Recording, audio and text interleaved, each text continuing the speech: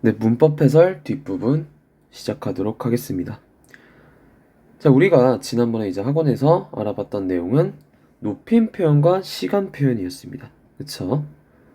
그리고 그 높임 표현과 시간 표현이 어떤 실현 방법을 통해서 실현이 되었는지, 그 형태소들이 있다면 그 형태소들의 명칭은 무엇인지 이거를 알아보았고요.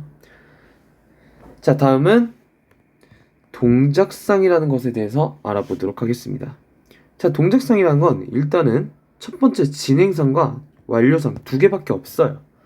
이 진행상은 뭐냐? 말 그대로 동작의 진행을 나타내는 것. 그러니까 말 그대로 ing예요. 영어로 치자면 ing, 진행상. 자, 그렇다면 영어에서는 이 진행상이 ing로 표현이 되는데, 그렇다면 우리나라 국어 문법에서는 어떤 표현법으로 실현이 되냐? 보면은 여기 뭐뭐 하고 있다, 먹고 있다, 하고 있다, 그리고 뭐뭐어아 가다 등의 표현을 통해서 실현이 됩니다. 역시 진행이니까 아직 과정 중에 있음을 나타내는 거죠. 아시겠죠? 자, 이 뭐뭐하고 있다, 뭐뭐어아 가다, 이 얘네들은요 형태소 명칭이 따로 있진 않아요. 그냥 표현법이라고 생각하시면 됩니다. 표현법, 진행상 표현법, 아니면 표현 방법 상관없어요. 따로 형태소의 명칭이 있진 않습니다. 하지만 형태소를 분석할 때는 꼭 해줘야 돼요. 자, 이게 무슨 소리냐? 자, 먹고 있다라는 단어가 아니죠. 구죠.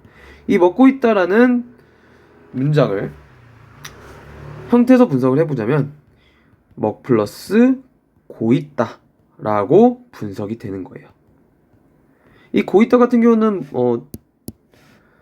따로따로 분석을 할 필요는 없습니다. 따로따로 분석할 필요는 없어요. 뭐뭐가 고 있다, 그냥 하나의 형태소로 취급한다. 그리고 얘네들은 명칭이 따로 있진 않다. 이렇게 알고 계시면 될 것 같습니다. 어아가다도 마찬가지예요. 자, 시험에는 어떻게 나오냐? 자, 첫 번째 예시 가고 있다. 얘는 형태소 분석이 너무 쉽죠. 어떻게 해야 돼? 같이 한번 해볼까요? 가 플러스 고 있다 로 표면적으로 쉽게 분석이 가능합니다. 자, 문제는 요놈이에요. 학교에 다와 간다. 자, 얘 형태소 분석을 해볼까요? 와 간다 형태소 분석해 봅시다. 형태소 분석을 할 때는 항상 뭐를 생각해라? 기본형을 생각해라. 이렇게 하면 되겠습니까? 안 돼요. 왜냐하면 와다라는 기본형은 없습니다. 어떤 영화가 생각이 나죠. 와 플러스 간 플러스 다. 그 검은 호랑이가 연상되는 이렇게 형태소 분석을 하면 안 되고요. 어떻게 분석을 해야 되냐? 자, 와 컴이란 뜻이에요. 자, 이거의 기본형은 뭘까, 얘들아? 오다겠죠. 오다의 어간 오 일단 적어주시고, 그리고 아가다가 되겠죠. 이 아가다는 여기 아가다예요. 아가다. 이렇게 형태소 분석을 해주시면 되겠습니다. 아시겠나요? 자, 일단은 여기 필기한 부분은 지워보도록 하겠습니다. 만약에 못 적으신 분들은 일시정지 하시고 지우시면 될 것 같아요. 필기하시면 될 것 같아요.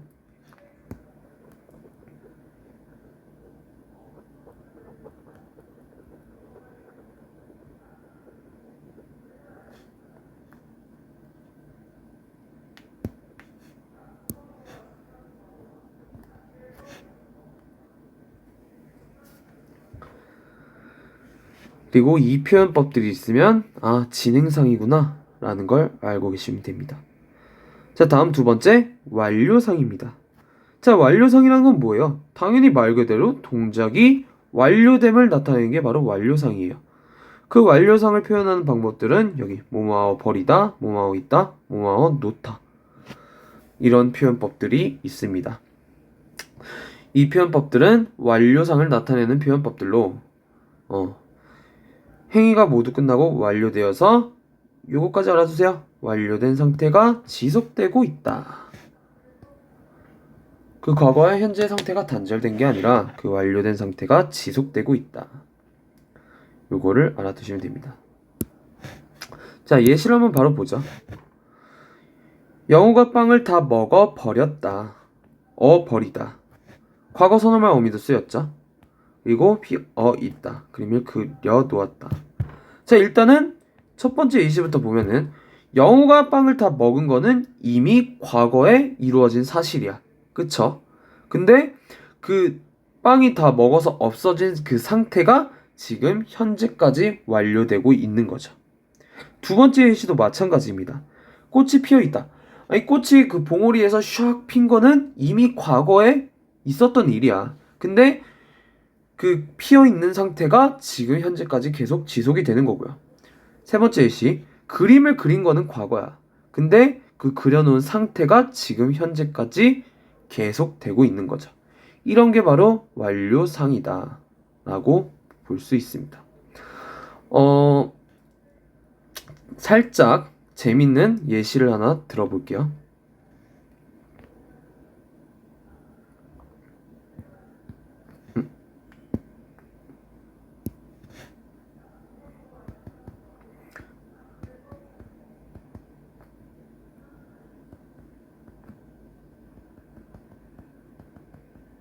고기를 구워버렸다. 자, 물론 조금 어떤 문맥인지는 잘 모르겠지만 어떤 상황인지는 잘 모르겠지만 어찌됐든 고기를 구워버렸다. 소고기는 오래 구우면 맛이 없어요. 근데 소고기를 너무 오래 구워버렸다. 그래서 고기가 질겨. 이런 상황이라고 생각해주세요. 자, 고기를 구워버렸다. 자, 요거 형태소 분석 한번 해볼까요? 항상 기본형 생각합시다. 자, 구워. 이렇게 해야 될까요? 구 플러스 워? 아니겠죠? 왜? 구다라는 기본형은 없습니다. 그렇다면 뭐를 일단은 써줘야 돼? 기본형. 굽다를 써줘야겠죠. 굽 플러스 어버리다. 뭐 이거 굽은 당연히 어간이겠고요. 이 어버리다가 바로 완료상을 나타내는 표현법이라고 보시면 됩니다.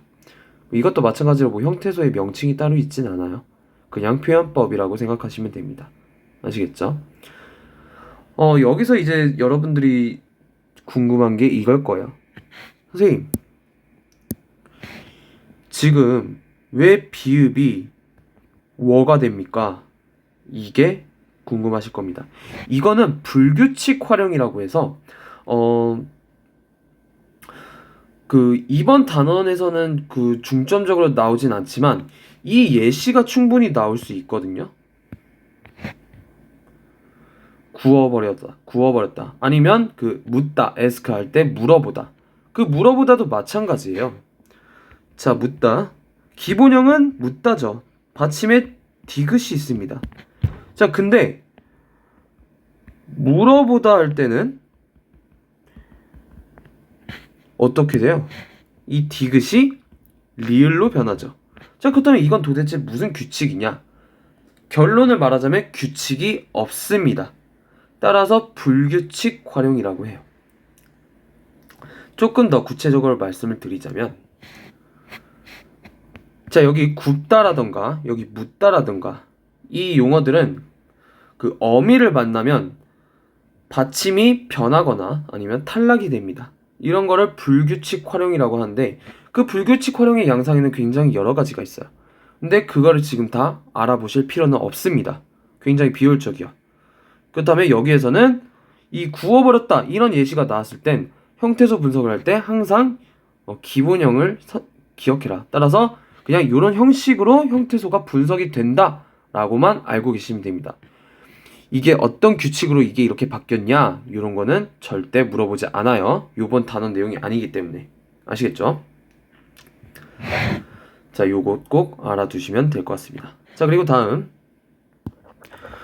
동작상에서 제일 중요하다고 볼 수 있는 게 뭐냐면 바로 맨 밑에 있죠? 중의적 표현입니다. 중의적 표현이 무슨 뜻이냐면 두 가지로 해석이 될 수 있다는 소리야. 두 가지 의미로 해석이 될 수 있다. 예시, 그녀는 파란 옷을 입고 있다. 이게 두 가지 의미로 해석이 됩니다. 어떻게 해석이 될까? 이미 그 파란 옷을 입은 건 과거야. 근데 입은 상태가 지금 현재까지 계속되고 있는 거지.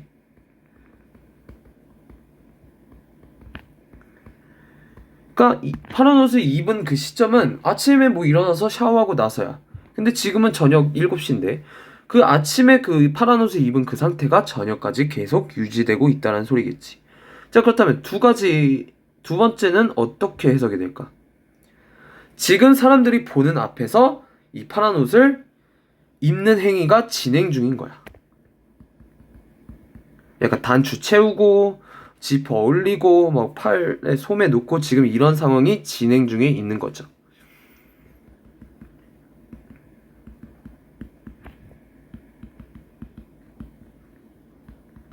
이렇게 두 가지 의미로 해석이 될 수 있습니다. 아시겠죠? 이 중의적 문제가 나올 수 있어요. 그러니까 중의적 문장의 대표적인 예시는 바로 이거죠. 페이지 중간 한번 볼까요? 공간이 없어서 중간에다 적을게요. 학생들이 다 오지 않았다.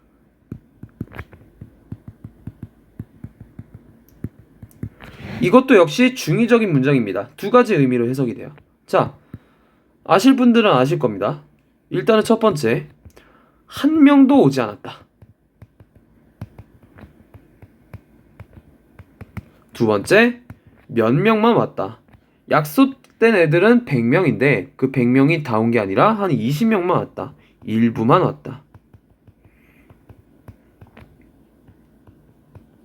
요런 두 가지 의미로 해석이 됩니다. 이런 중의적 문장, 물론 동작상과 관련이 되지 않더라도 이 중의적 문장은 문제로 나올 수 있다. 뭐 다음 중 중의적으로 해석되는 문장을 찾아봐라. 이런 식으로 나올 수가 있습니다. 은근히 까다로워요. 은근히 재밌어요. 다른 예시를 하나 들어볼게요.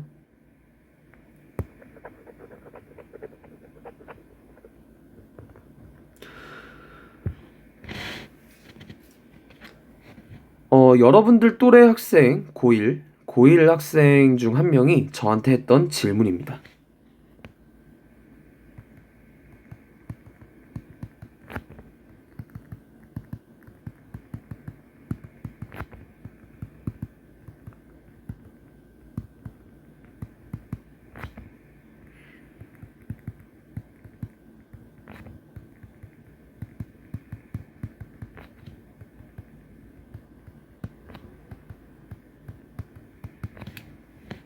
이 턴은 뺄게요. 철수는 영희보다 시험 성적을 중요하게 생각한다. 이것도 두 가지 의미로 해석이 될 수 있어요. 자, 첫 번째. 영희가 물어보는 거지. 나야 시험 성적이야! 하고 물어보는 겁니다. 근데 철수는 뭘 택한 거야? 애석하게도 시험 성적을 택한 거예요. 이게 바로 첫 번째 의미고요. 자, 두 번째는 이렇게 해석이 됩니다. 철수와 영희 둘 다 시험 성적을 중요하게 생각을 해. 근데 그 강도를 비교를 하는 거죠. 철수가 시험 성적에 더 신경 쓰는 것보다 영희가 더 시험 성적을 신경 쓰는 것보다 철수가 자기 시험 성적을 더 중요하게 생각하는 거예요. 즉 학구열이 더 높다라는 소리야. 영희보다. 둘 다 학구열은 높지만 둘 다 시험 성적을 중요하게 생각하지만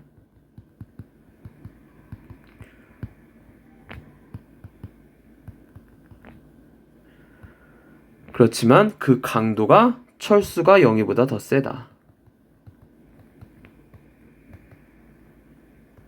뭐 더 예민하고 더 확구열이 세고 이렇다. 이렇게 두 가지 의미로 해석이 됩니다. 아시겠죠?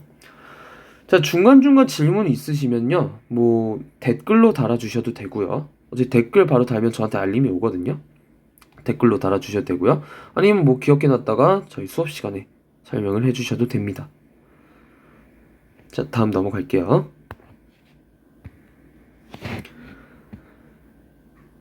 자, 다음은 피동 표현에 대해서 알아보겠습니다.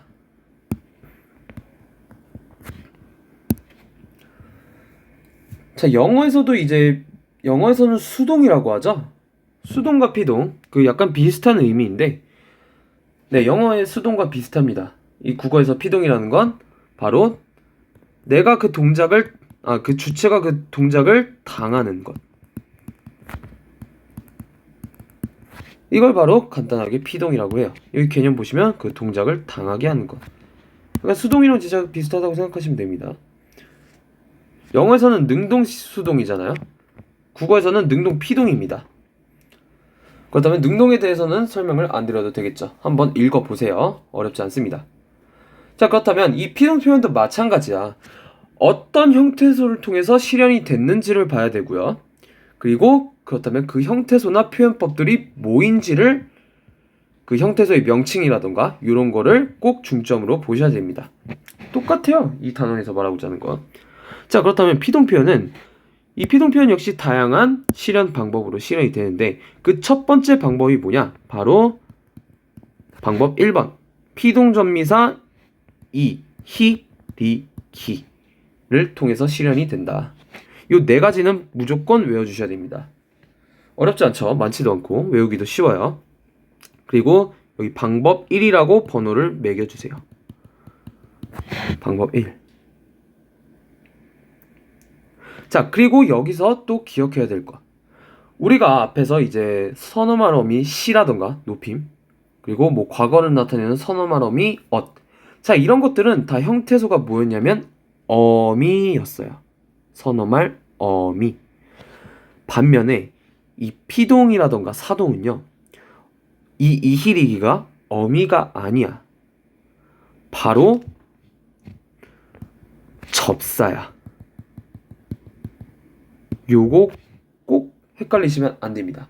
얘네들은 어미가 아니라 접사다. 자, 선생님, 접사가 도대체 뭔가요? 자, 이거 여러분들이 1학기 때 저한테 똑같은 질문을 했어요. 중간고사 때. 지금 이제 설명을 드리자면 너무 시간이 오래 걸릴 것 같으니 우리 그 다음 시간에 문제 해설하면서 제가 현강으로 설명을 드리도록 하겠습니다. 뭐 전 궁금해서 못 참겠다. 그렇다면 댓글로 달아주세요. 제가 바로 다이렉트로 실시간으로 접사에 대해서 설명을 드리도록 하겠습니다. 물론 댓글로 달아드리죠. 저도. 아시겠죠? 어쨌든 피동 표현에 쓰이는 이히리기 얘네들은 어미가 아니라 바로 접사다 라는 점 꼭 기억해 두시면 되겠습니다. 자, 필기한 거 지울게요.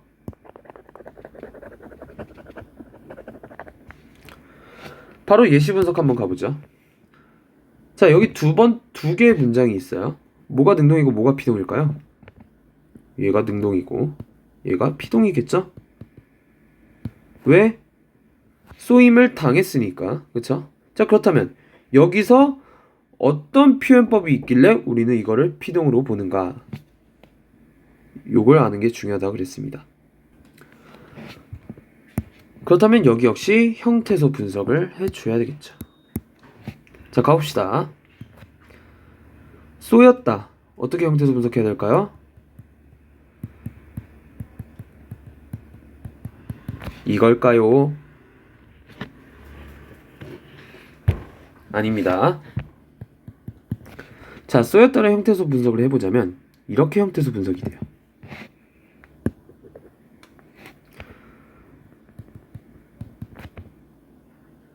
쏘 플러스 당연히 어간이겠죠? 자, 그리고 다까지는 우리가 충분히 판단을 할 수가 있어요. 여러분들 잘 아시죠? 종결 어미. 종결 어미. 문장 끝에 쓰였으니까. 자, 그렇다면 이 엿이 문제야. 이 엿이 뭐랑 뭐랑 합쳐졌어요. 바로 이라는 형태소와 엇이라는 형태소가 합쳐진 겁니다. 그래서 이와 엇이 합쳐져서 엿이 된 거예요. 우리 이 의문 현상 배웠었죠? 반모음화가 이루어진 거예요. 자, 그렇다면 이 엇은 뭘까요? 여러분들 잘 아시죠? 과거를 나타내는 선어말 어미. 그렇다면 이 이는 여기 피동접사, 피동접미사라고 분석을 해볼 수가 있어요. 그러니까 여기서 제가 말하고자 하는 건 이거예요. 보시면요, 물론 이희리기가 그냥 보이는 그대로 있으면 우리가 쉽게 찾을 수 있어요. 근데 여기 쏘였다처럼 이를 쉽게 찾을 수 있었니? 아니죠. 다른 형태소와 결합된 형태로 문장이 쓰였기 때문에 우리는 이희리기가 쓰였는지를 생각보다 쉽게 파악하지는 못했어. 근데 문제는 이렇게 나온다는 소리야. 다른 형태소, 이런 과거 선어말 어미, 이런 것과 결합을 해서 결합된 형태로 이제 문제가 나오기 때문에 여기에서 피동전미사를 찾아봐 하면은 우리는 그때 뭘 해야 되냐면 바로 이렇게 형태소 분석을 하면 어렵지 않게 찾을 수 있다라는 것입니다. 아시겠죠? 자, 밑에 예시도 마찬가지입니다. 잡혔다. 자, 얘도 형태소 분석을 해보면 얘도 결합된 상태로 있죠, 보면은. 자, 잡다 역시 어간 여기까지 쉬워요. 그리고 다도 쉬워. 종결어미. 그렇다면 이 혀을 어떻게 분석을 해야 되냐는 소리야. 바로 히와 엇이 결합된 상태다. 그리고 이 엇은 마찬가지로 과거 선어말 어미고, 이 히가 바로 여기 피동전미사 히다. 이 피동전미사가 쓰였기 때문에 우리는 이 문장을 피동 표현으로 본다 라는 것입니다. 아시겠죠? 형태소 분석의 중요성 다시 한번 강조드립니다. 자, 그리고 이런 질문도 나왔습니다.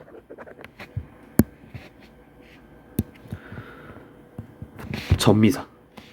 이거는 진짜 간단해요. 자, 제가 아까 접사 말씀을 드린 바가 있어요. 물론 구체적으로 설명은 안 드렸습니다. 이 접사가 접두사와 접미사로 나뉘는데 되게 쉽습니다. 이게 머리 두 자국, 여기가 꼬리 밑자예요. 즉 처음 아니면 앞에, 그리고 이 미는 끝에 있다는 소리야. 즉 접사라는 게 일단은 뭐 실질 형태소에 붙는 게 접사라고 제가 한 2달 전인가 설명을 드린 바가 있습니다. 실질 형태소와 붙어요, 접사는.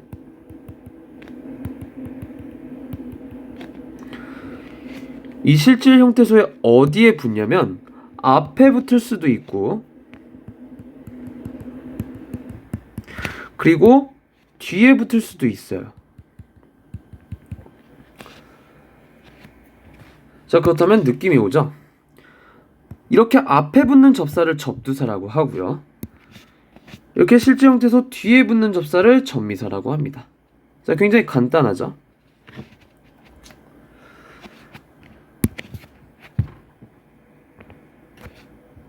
우리가 보면은 여기 쏘였다 잡혔다 있잖아요.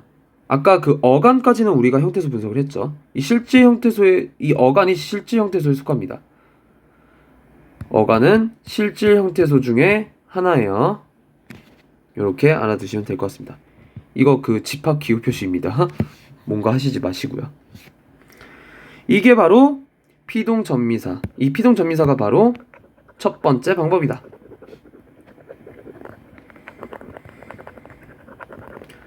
자, 두 번째 방법.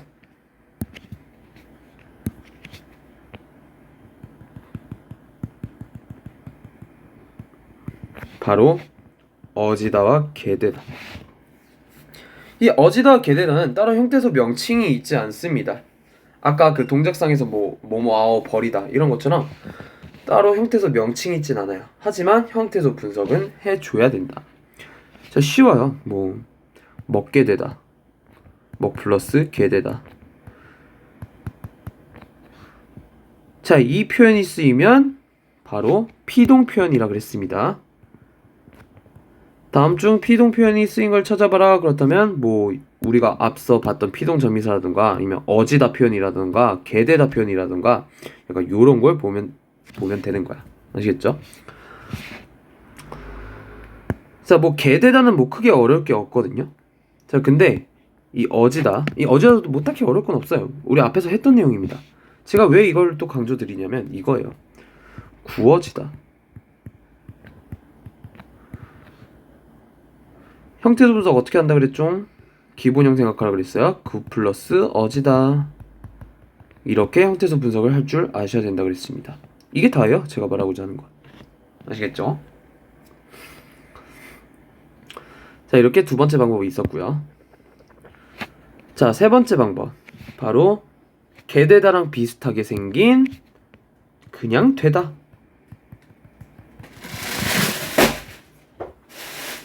뭐 물건이 하나 떨어졌어요.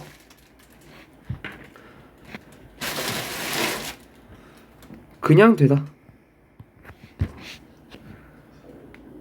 이렇게 알아두시면 될 것 같습니다. 방법 1, 방법 2, 방법 3. 자, 이 방법 1, 2, 3 번호 꼭 매겨주셔야 됩니다. 이 세 가지가 바로 피동인지 아닌지를 알 수 있는 방법이에요. 여러분들 문제 풀 때는 이 세 가지가 있는지 없는지만 보면 되는 거야. 아시겠죠? 자, 부차적인 설명을 하나 드리자면, 자, 이 게되다와 되다 되게 비슷해요.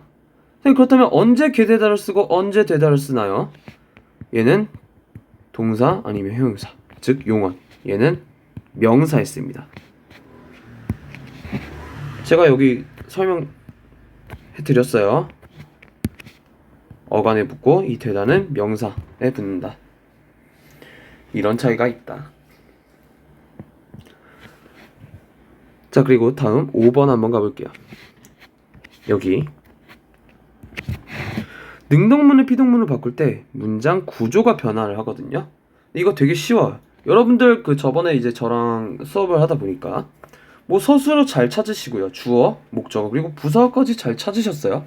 자, 그러면 이거는 게임 끝이에요. 어려울 게 없습니다.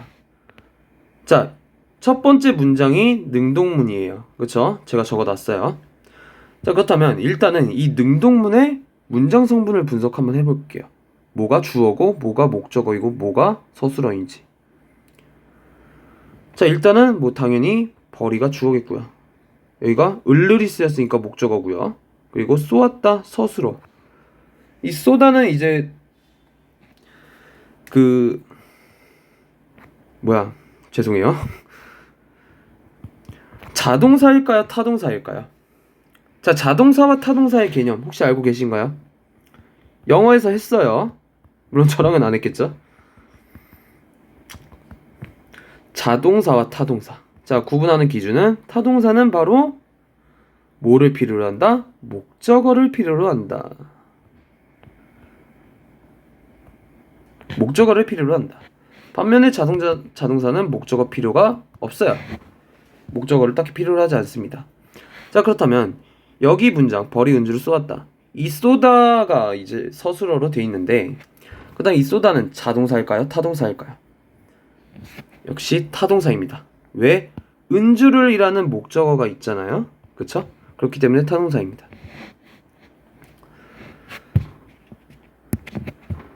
자, 다음 이 능동문을 피동문으로 변형했다고 가정을 해봤을 때 그렇다면 이 피동문의 문장 성분을 한번 분석을 해볼게요. 은주가 벌에게 쏘였다. 자, 얘는 피동문이에요. 왜 피동문일까요? 바로 피동전미사 이가 있기 때문입니다. 이런 거 파악할 줄 아셔야 돼요. 자, 그렇다면 문장 성분으로 다시 돌아가 보자면 여기가 주어겠고요. 여기가 부사어겠고요. 그렇죠? 뭐뭐에게, 뭐뭐께. 여러분들 부사어 분석 잘하잖아요, 이제. 능동문에선 주어였던 벌이 피동문에서는 부사어로 바뀌었어요. 그리고 능동문에서는 목적어였던 은주가 피동문에서는 주어로 바뀌었어요. 자, 그리고 서술어 부분을 보면은 타동사였던 것이 뭘로 바뀌었습니까? 자동사로 바뀌었어요. 지금 피동문에는 목적어가 없잖아요. 그렇죠? 그렇기 때문에 자동사라고 볼 수 있는 거야. 주어는 부사어로 바뀌고 목적어는 주어로 바뀌고 그리고 타동사가 자동사로 바뀌고 요런 문장 구조의 변화가 있다라는 것을 알 수 있습니다. 아시겠죠? 요거 꼭 기억해 주셔야 됩니다. 이런 문제가 나올 수도 있어요. 자, 이렇게 피동문 표현 방법에 대해서 설명을 드렸고요. 재밌는 건 지금이에요. 능동문을 피동문으로 바꿀 때 문장 의미의 차이. 자, 첫 번째. 능동문은요, 일단은 그 주어의 능동성이 강조돼. 즉, 그 주어가 강조된다라고 봐도 그냥 무방해요. 주어의 능동성이 강조된다. 그러니까 주어가 강조된다. 이렇게 봐도 무방합니다. 주어가 강조된다. 뭐 주어라든가 그 동작의 주체. 반면에 피동문은요, 주어나 주체가 강조되는 게 아니라 바로 상황이 강조돼요. 자, 무슨 소린지 아직은 모르겠죠? 자, 이겁니다. 여러분들이 식당에 한번 갔다고 가정을 해보세요. 자, 식당에 갔는데 테이블이 너무 더러운 거야. 그래가지고 그러면 종업원한테 얘기를 해야겠죠? 자, 두 가지 방법으로 말을 할 수가 있습니다.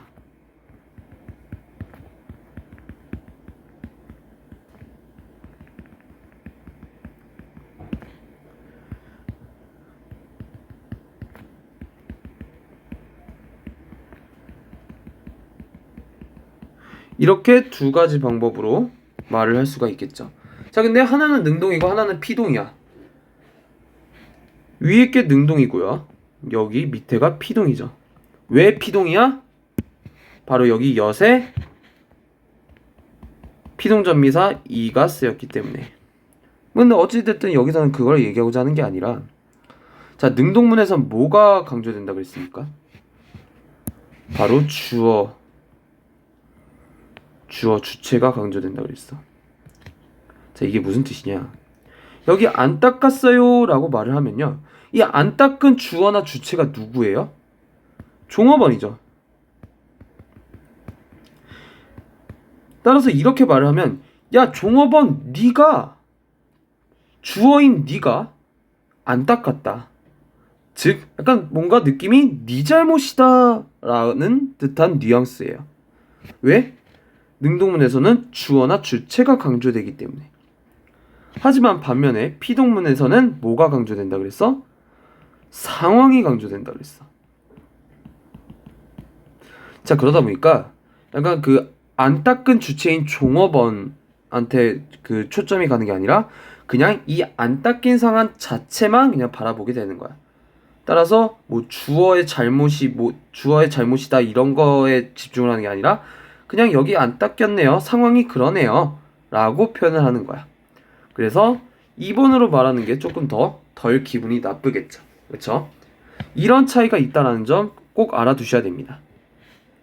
자, 다음. 자, 피동 표현을 사용하는 의도, 중요한 거 나왔습니다.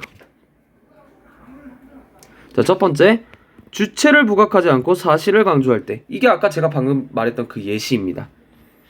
아시겠죠? 자, 두 번째, 행위가 주체가 누구인지 분명히 알 수 없거나 누구나 아는 대상이어서 말할 필요가 없을 때. 그러니까 이럴 때는 피동 표현을 써요. 왜? 다시 앞으로 들어가 보자. 능동문은 뭐가 강조된다? 주어가 강조된다. 반면에 피동 표현은 상황이 강조된다. 자, 주어가 누구인지 알 수 없는데 주어를 강조할 수 있겠어? 없겠죠. 또 주어가 누군지 말할 필요가 없는데 주어를 강조해? 이게 무슨 소리야? 아니, 강조를 하려면은 말할 필요가 있겠지. 근데 여기서는 뭐래요? 말할 필요가 없대요. 그러니까 말할 필요가 없다라는 건 강조를 할 필요가 없다라는 소리잖아. 그렇죠? 그러니까 능동문을 쓰지 않고 피동문을 쓴다는 소리예요. 그러니까 예를 들면 이런 거죠. 약간 도둑들이 이제 도망가다가 야, 나 걸렸어. 야, 누구한테 걸렸겠어? 그러면 경찰한테 걸렸겠지. 나 경찰한테 걸렸어. 굳이 경찰이라는 그거를 그 대상을 뭐 말할 필요가 있을까? 그쵸? 요런 상황이라고 보시면 됩니다. 자, 3번. 내용의 객관성을 높이고자 할 때. 그러니까 이거의 예시는 이런 겁니다. 물이 심각하게 낭비되고 있습니다. 보통 이제 뉴스나 신문에서는 그런 표현을 쓰죠. 낭비되고 있습니다. 뭐뭐가 개되다 아니면 뭐뭐 되다 라는 비동 표현을 씁니다. 자, 그렇다면 왜 뉴스에서는 그런 비동 표현을 쓸까? 한번 바꿔서 생각해 보세요. 예시를 적어 드릴게요. 물이에요, 물.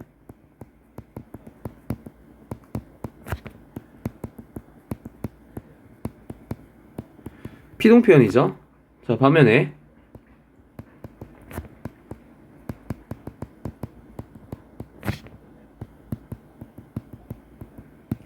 능동 표현이에요. 물이 낭비되고 있습니다. 물을 낭비하고 있습니다. 일단은 신문이나 뉴스나 이런 데서는 첫 번째 표현을 많이 쓰죠. 피동 표현. 자, 왜 그럴까? 아까랑 똑같아요. 피동 표현은 상황을 강조한다 그랬잖아. 이 상황을 강조함으로써 객관성을 높일 수 있습니다. 그러니까 능동 표현을 쓰지 않는 이유는 이거야. 아까 능동문은 주어가 강조된다고 했습니다. 만약에 뉴스나 신문에서 물을 낭비하고 있습니다. 이러면은 듣는 사람 입장에서는 뭐에 초점이 가? 주어에 초점이 가. 물을 낭비하고 있는 주어가 누구야? 그 주체가 누구야?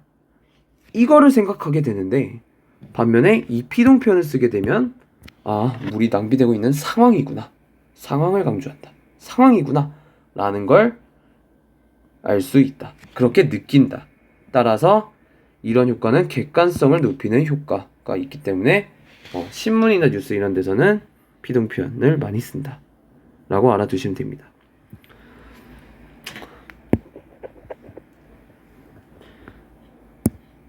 자, 위에 게 별표 2개였다면 얘는 별표 3개입니다. 잘못 쓰인 피동 표현을 찾아라. 이거 무조건 출제 확률 99.9%입니다. 0.1% 확률로 안 나올 수도 있지만 그만큼 확률이 높아요. 자, 잘못 쓰인 피동 표현은 그렇다면 어떤 표현들인가? 바로 이중 피동 표현. 다시 한번 기억을 해보자. 피동을 실현하는 방법. 즉, 이 문장이 피동문인지 아닌지 찾는 방법. 첫 번째, 전미사, 네 가지 뭐? 이히, 리, 기. 두 번째, 어지다. 세 번째, 어지다와 게되다는 나눌게요. 게되다. 네 번째, 그냥 되다. 자, 피동문요. 그냥 이 네 가지만 기억해두면 무서울 게 없어. 요 네 가지 무조건 암기해주세요. 이중 피동 표현이란 이 네 가지들 중에서 두 가지 이상 쓰인 게 바로 이중 피동 표현이야. 그 한 단어에 두 가지 이상 쓰인 게 바로 이중 피동 표현이다. 자, 예시를 바로 한번 가볼게요. 자, 나뉘어집니다. 뭐 시킬 것 같아, 내가? 형태소 분석해야겠죠. 자, 되게 복잡해 보이죠? 되게 하기 싫고. 자, 어렵지 않아. 차근차근 해보도록 하겠습니다.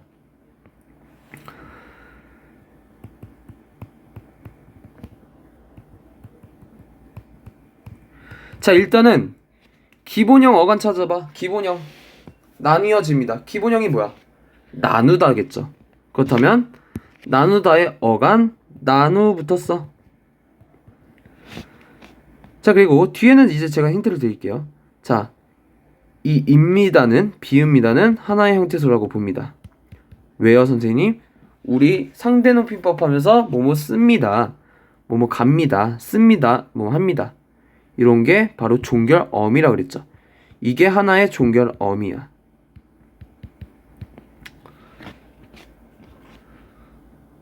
자, 그렇다면 남은 건 뭘까? 바로 일단은 이가 있습니다. 선생님 왜요? 자, 나누다가 어간이잖아. 근데 얘는 나누가 아니라 나뉘야. 얘가 있단 말이야. 그다음에 이 이가 어디서 왔냐는 소린데 그게 바로 피동점이사 이에서 온 거야. 자, 그렇다면 이 이는 파악을 했고 이 남은 건 누구야 그러면? 여기 노란색 친 어지야. 어지. 그렇다면 이 어지가 하나의 또 표현이라고 볼 수 있겠죠. 어지. 근데 보면은 이 이가 그렇다면 형태소가 뭐야? 피동접사야. 접미사. 그리고 이 어지는 물론 형태소 명칭이 있지 않지만 또 다른 피동 표현. 얘도 피동접사죠. 그렇다면 피동을 나타내는 표현이 바로 몇 개 있어요, 여기? 2개 있네요. 근데 이중 피동 표현은 옳지 않다. 따라서 옳지 않은 표현이다. 라는 걸 알 수 있습니다. 아시겠죠? 자, 지웁니다. 일시정지하시고 기록해주세요.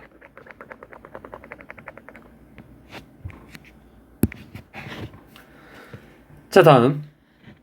또 어떨 때 피동 표현이 잘못 쓰이는 거냐면 이거예요. 여기 번역 투 문장이라는 건데 이거는 쉬워. 능동문으로 표현해도 될 것을 굳이 피동문으로 표현할 때. 그러니까 이 예시 같은 경우는요. 이 문장 형식이 우리가 많이 쓰는 형식이에요. 그쵸? 근데 이거는 엄밀히 따지고 보면 딱히 올바른 표현이 아니다. 왜? 능동문으로 표현해도 될 것을 굳이 피동문으로 표현했기 때문에. 봐봐. 이 예시를 보면은 이 건축물은 그에 의해 만들어졌습니다.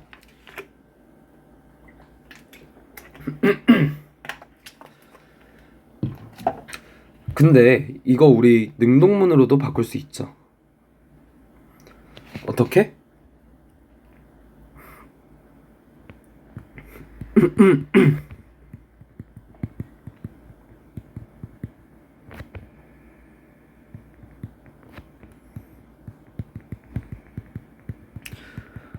그가 건축물을 만들었습니다.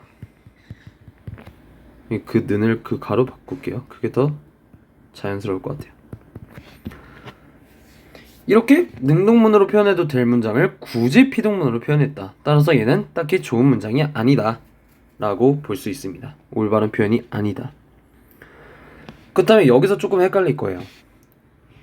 내용의 객관성을 표현하는 피동표현과 굳이 피동문으로 표현하는 경우.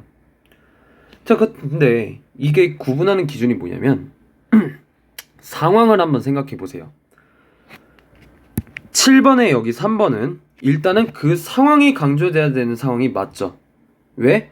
딱히 주어가 강조될 상황이라고 하기보다는 그 자체, 그 상황 그 자체가 강조될 상황이기 때문에 피동문으로 쓰는 게 더 자연스러워. 자, 근데 이 상황은 물론 뭐 다양한 상황이 있겠지만 이 문장만을 보면은 딱히 상황이 강조돼야 될 그런 맥락은 아닌 것 같아. 그쵸? 뭐 어떤 뭐 객관적인 사건도 아니고, 객관적인 사건은 맞지만 약간 딱히 그 상황 자체가 강조돼야 될 그런 맥락은 아닙니다. 물론 그런 맥락일 수도 있어. 하지만 이렇게 바꿔도 큰 문제가 없어. 7번에 3번은 능동문으로 바꾸면 조금 보는 사람으로 하여금 조금 약간 다른 느낌을 줘요. 조금 그 신문과 뉴스에 맞지 않는 그런 느낌을 주지만 얘는 딱히 그런 차이점은 없다. 이런 경우에는 굳이 피동문으로 표현해도 되지 않는데 피동문으로 표현했다. 그렇기 때문에 딱히 올바른 표현이 아니다 라고 볼 수 있습니다. 아시겠죠? 자, 궁금한 거 있으면 댓글로 달아주시면 된다고 말씀드렸습니다. 자, 이렇게 1교시 피동 표현까지 마쳤습니다. 자, 다음부터는 어려운 게 거의 없습니다. 사동 표현도 피동 표현과 마찬가지고요. 그리고 뒤에 물론 뭐 인용 표현이라던가 부정 표현 이런 게 있지만 이거는 굉장히 단순하고 간단해요. 따라서 너무 부담 갖지 마시고요. 네, 2교시 영상 올려드리도록 하겠습니다.